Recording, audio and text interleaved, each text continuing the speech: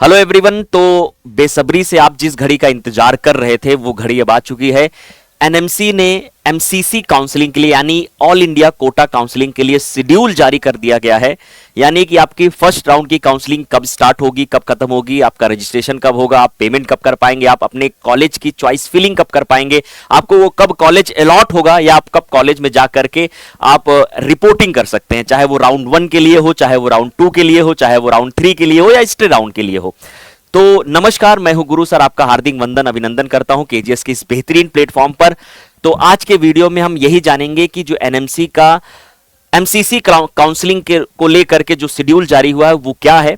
तो सबसे पहले हम बात करते हैं राउंड 1 के लिए।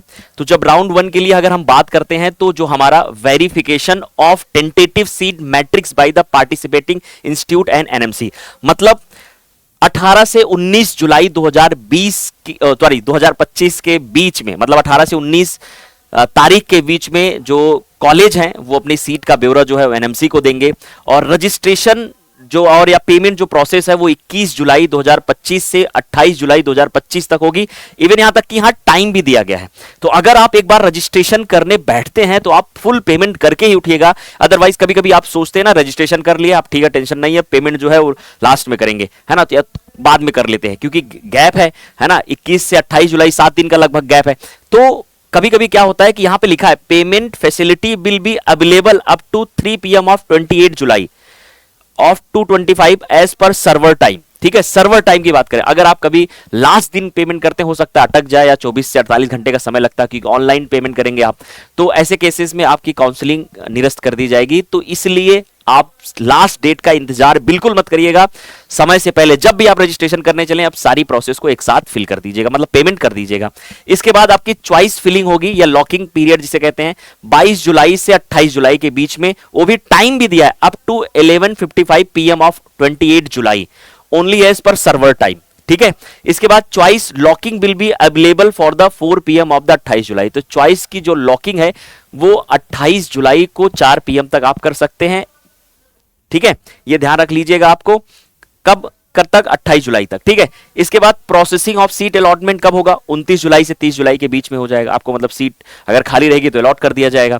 आपका जो रिजल्ट है, अगर अलॉट कर दिया गया तो उसका रिजल्ट है, आपको कॉलेज अलॉट हुआ या नहीं हुआ उसका रिजल्ट 31 जुलाई को होगा। और रिपोर्टिंग या ज्वाइनिंग टाइम आपकी कब होगी, 1 अगस्त से 6 अगस्त के बीच में। तो आपको इतना भरपूर समय दिया जा रहा है 6 दिन का, ताकि आप अपनी जो ट्रैवलिंग मतलब ट्रैवलिंग किससे करेंगे, ट्रेन टिकट, बस से, जहां पर भी जाना है आपको, है ना, जो कॉलेज अलॉट हुआ है तो आप वहां पर पहुंच सकें टाइम के साथ, इसलिए आपको ये 6 से 7 दिन का गैप दिया गया है।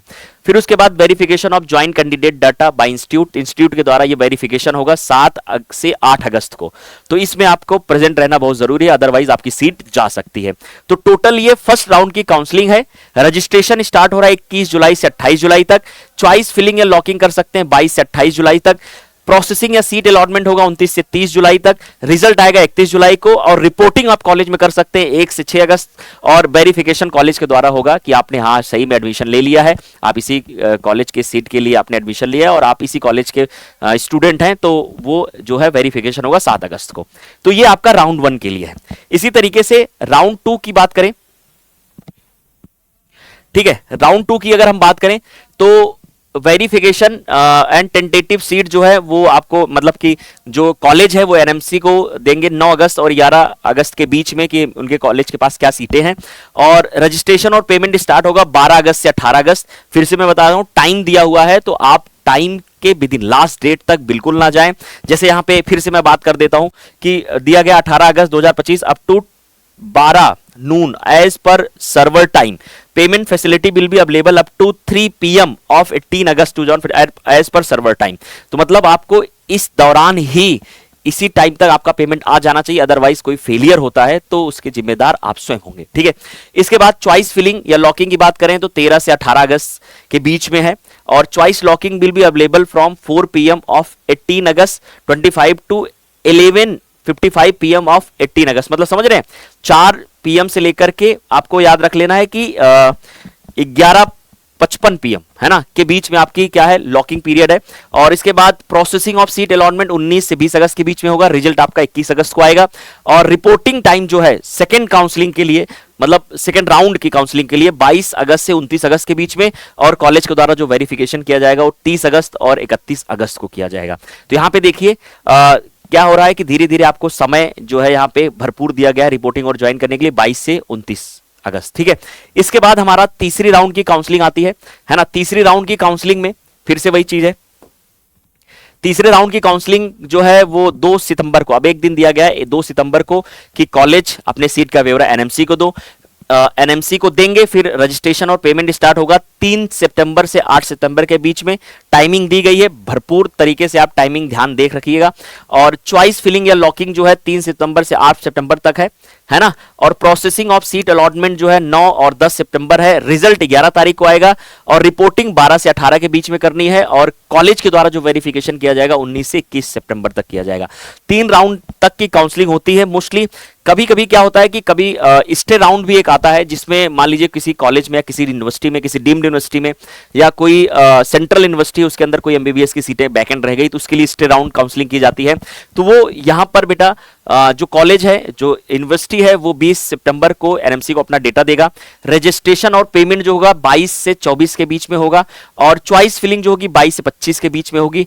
प्रोसेसिंग ऑफ सीट अलॉटमेंट देखो 25 और 26 सितंबर को किया जाएगा, और रिजल्ट जो है 27 तारीख को आ रहा है। रिपोर्टिंग टाइम क्या है, 27 सितंबर से 3 अक्टूबर, ठीक है। तो ये है आपका डेटा दिया गया है जो एनएमसी के द्वारा एमसीसी काउंसलिंग के लिए, ऑल इंडिया कोटा की काउंसलिंग के लिए। आई होप आपको समझ में आया होगा, और इन्हीं डेट के अकॉर्डिंग, इन्हीं टाइम के अकॉर्डिंग आप अपनी काउंसलिंग करा सकते हैं। और जो भी रिक्वायर्ड डॉक्यूमेंट है, इससे पहले भी हमने वीडियो बनाया था, उसमें आपको बताया था रिक्वायर्ड डॉक्यूमेंट क्या है और स्टेप बाय स्टेप क्या काउंसलिंग का प्रोसीजर है। तो अगर आप नहीं कर पाते तो एक प्रॉपर कोई काउंसलर रख लीजिए, ताकि आपको चॉइस फिलिंग, सबसे जो कठिन कार्य है कॉलेज के लिए, है ना, तो वो आपको बहुत ईजिली हो जाए, ठीक है। तो मिलते हैं किसी और वीडियो में, तब तक के लिए नमस्कार, bye bye, take care, God bless you.